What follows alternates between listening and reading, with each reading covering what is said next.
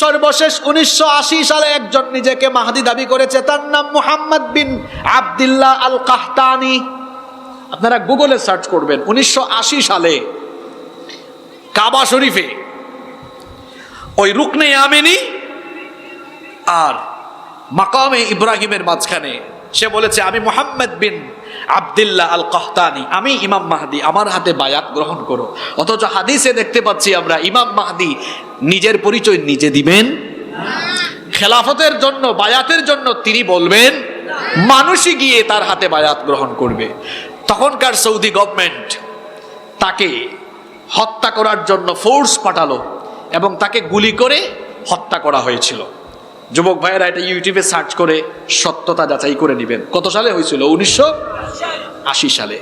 কিন্তু শুনেন, আসল মাহদিকে গুলি না, বুলেট না, মিসাইল না, আসল মাহদিকে কেউ কোনো ক্ষতি করতে পারবে না। আল্লাহু আকবার।